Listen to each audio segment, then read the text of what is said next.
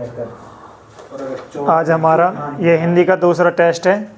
इसमें हमने जो क्वेश्चन लिए हैं वो संज्ञा, सर्वनाम, विशेषण और क्रिया से लिए हैं। आप सभी को खुद आंसर करने की कोशिश करनी है। जितने आपका स्कोर हो वो कमेंट बॉक्स में ज़रूर डालें। सबसे पहले देखते हैं क्वेश्चन नंबर 1। कर्म से संज्ञा, सर्वनाम और विशेषण के भेद कितने होते हैं? हमें बताना है कि संज्ञा, सर्वनाम और विशेषण के कितने भेद होते हैं। हमें पता है कि संज्ञा के 5 भेद होते हैं। कितने भेद होते हैं? 5।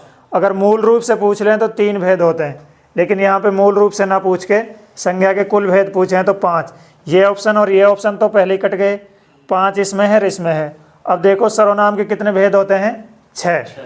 तो दोनों में 6 है, लेकिन जो विशेषण होता है उसके 4 भेद होते हैं। कितने होते हैं? 4 भेद। तो ऑप्शन बी इसका राइट आंसर है। नेक्स्ट, इसमें से भाववाचक संज्ञा कौन सी है? गंगा, जो गंगा है ये कौन सी संज्ञा है? यह है जातिवाचक। जातिवाचक नहीं, व्यक्तिवाचक है। अगर नदी आता तो जातिवाचक, किसी एक नदी का नाम आ गए तो व्यक्तिवाचक। लड़की है ये जातिवाचक संज्ञा है। गाय है वो भी जातिवाचक संज्ञा है। तो इसमें जो सुंदरता है ये कौन सी संज्ञा है? भाववाचक, क्योंकि इसको हम छू नहीं सकते। आगे,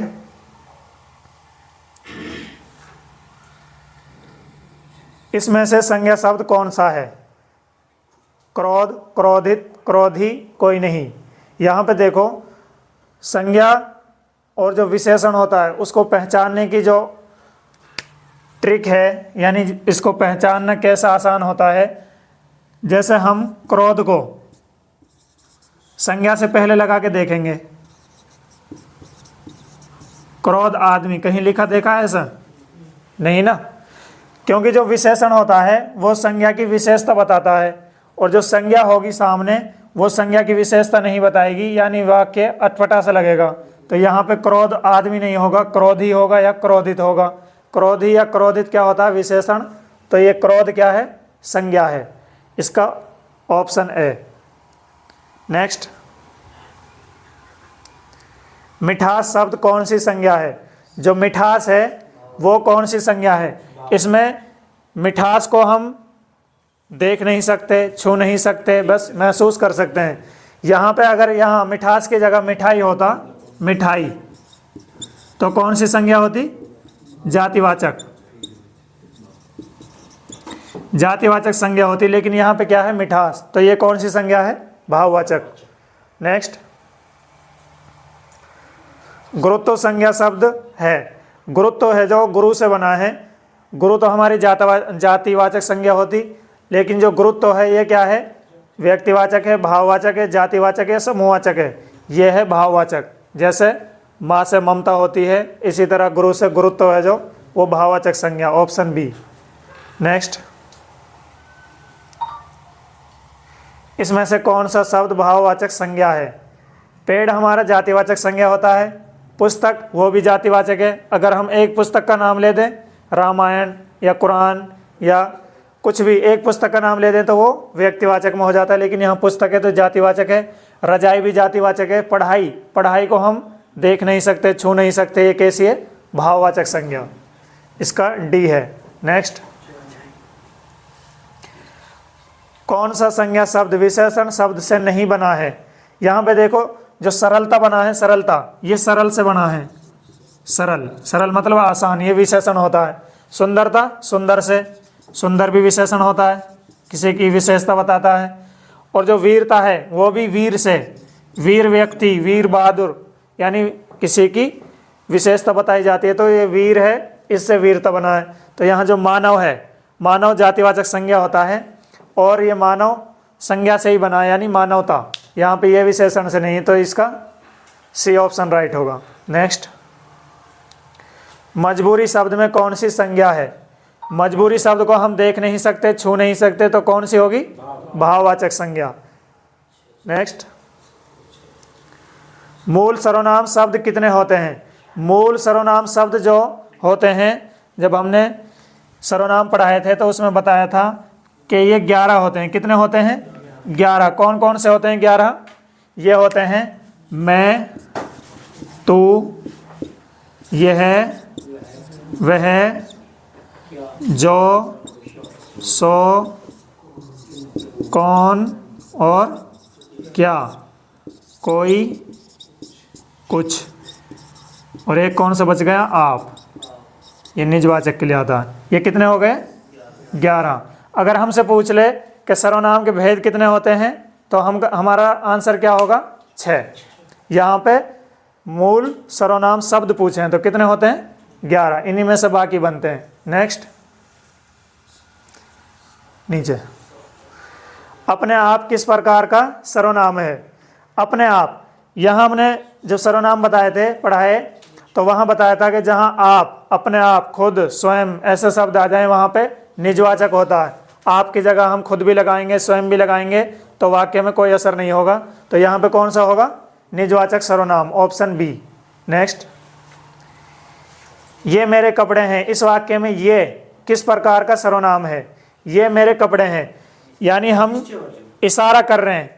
निश्चितवाचक सर्वनाम को हम संकेतवाचक सर्वनाम भी कहते हैं। किसी की तरफ हम इशारा कर रहे हैं, यानी कपड़े के बारे में इशारा कर रहे हैं कि ये कपड़े, ये कुर्सी, ये मेज, जो भी है। यहाँ पे कौन सा होगा, निश्चयवाचक सर्वनाम, ऑप्शन ए। नेक्स्ट, घंटी बजी है, कोई आया है। इस पंक्ति में कौन सा सर्वनाम है।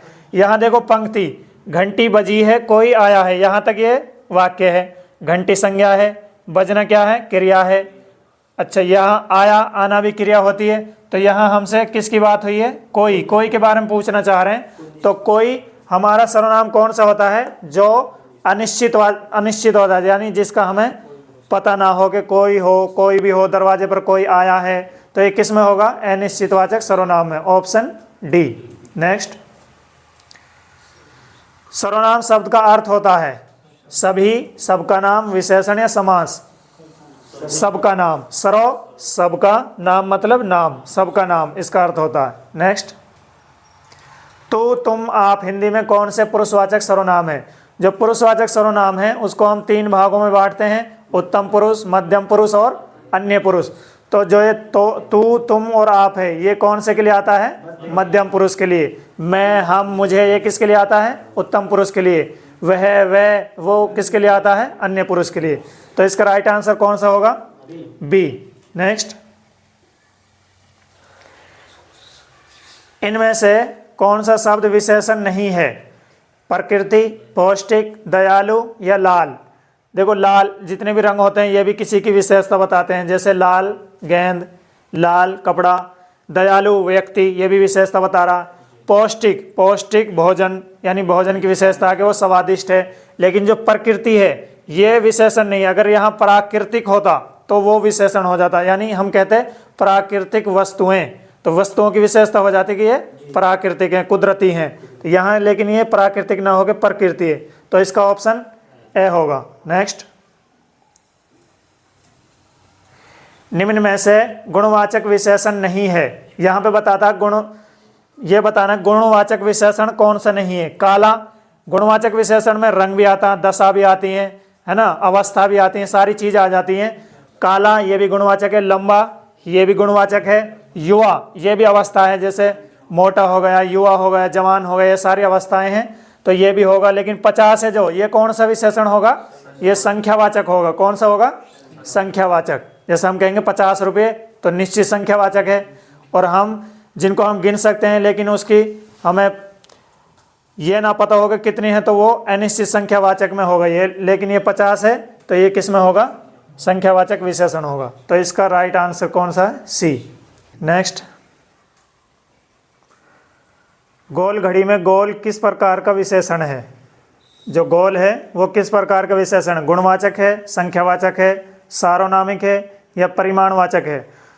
जो संख्यावाचक होता है उसमें संख्या का बोध होता है, जो सार्वनामिक विशेषण होता है वो सर्वनाम से ही बनता है। परिमाण में नाप तोल की बात होती है, जहाँ पे किसी को हम माप तोलते हैं। लेकिन जो गोल है ये किस में आएगा, गुणवाचक विशेषण में, तो ऑप्शन ए। नेक्स्ट, यह कलम उठा दो, इसमें कौन सा विशेषण है, यह कलम उठा दो, इसमें कौन सा गुणवाचक है, परिमाणवाचक है, सार्वनामिक है या संख्यावाचक विशेषण है। ये देखो यहाँ पे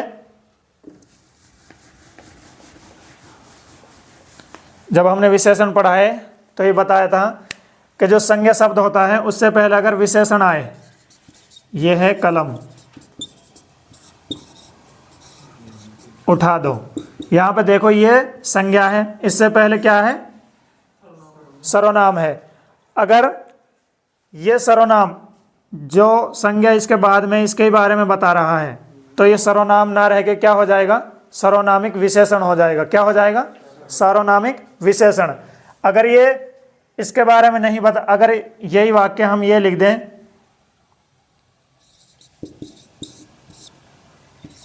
ये है मेरी कलम है, तो ये क्या होगा, ये है मेरी कलम है। यहाँ पे यह है सर्वनाम है।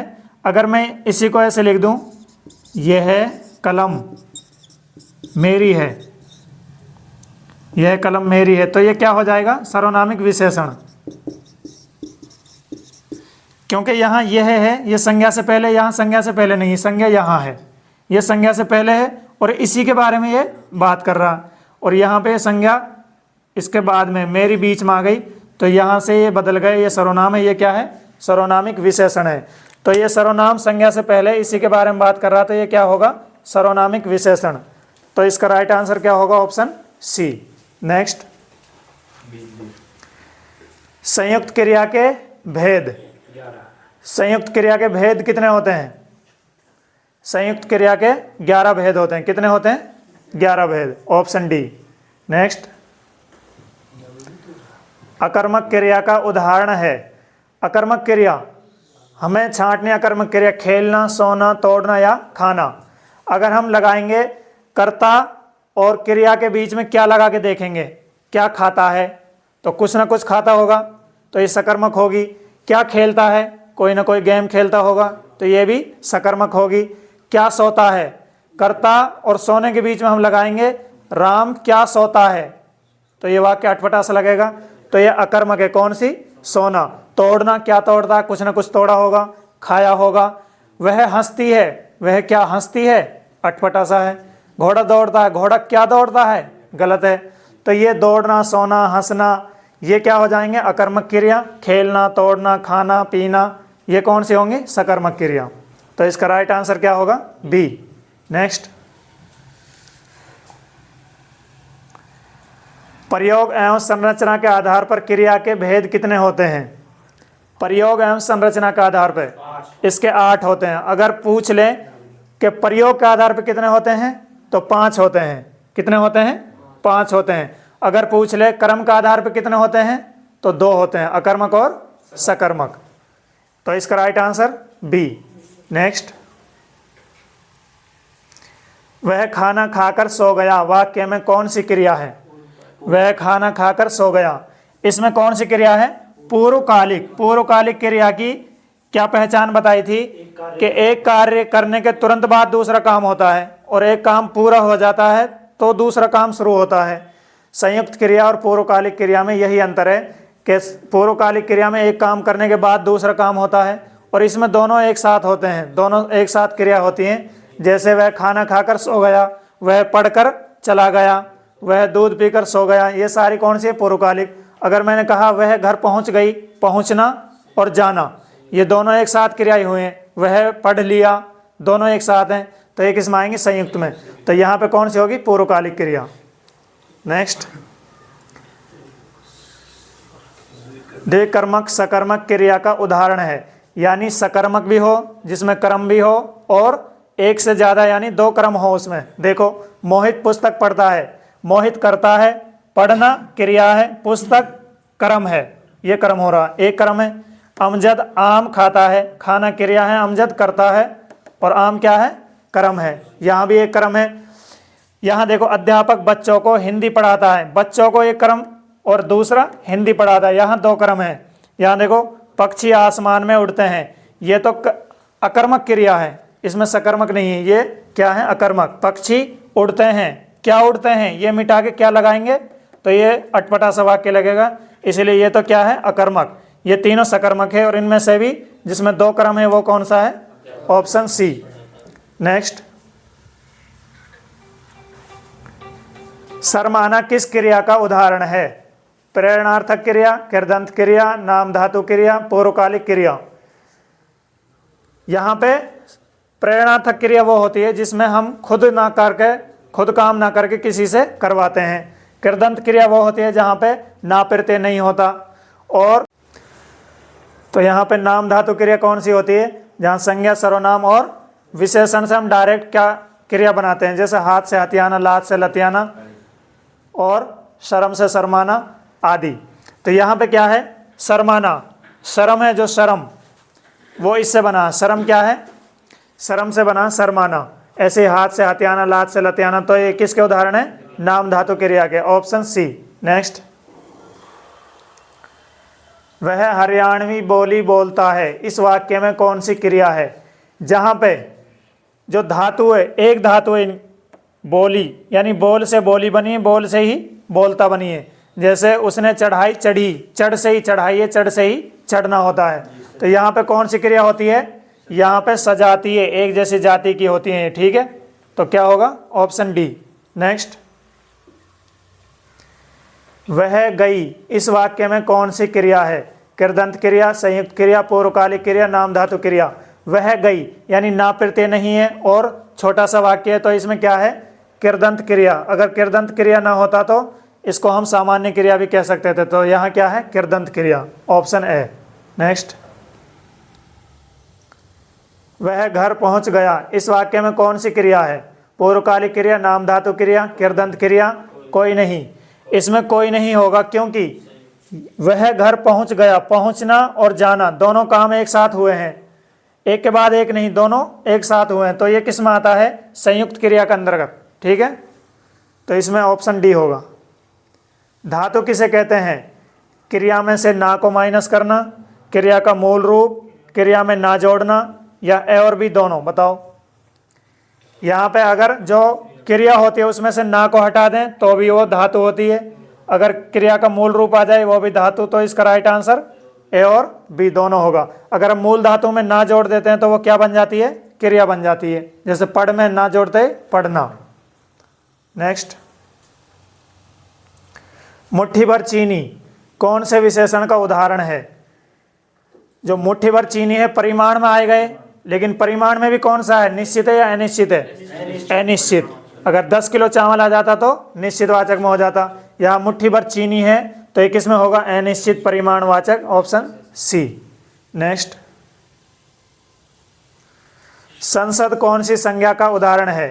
संसद हो गया, पुस्तकालय हो गया, यानी जो बहुत सारी चीज़ों से मिलकर बनती है। संसद सांसदों से मिलकर बनती है, पुस्तकालय पुस्तकों से मिलकर बनता है। तो ऐसी जो संज्ञाएं होती है वो कौन सी होती है, समूहवाचक संज्ञाएं। नेक्स्ट, तो ये था आज का। अब जिसका जितना स्कोर है वो कमेंट में ज़रूर डालें और कैसी लगी वीडियो ये भी बताएं।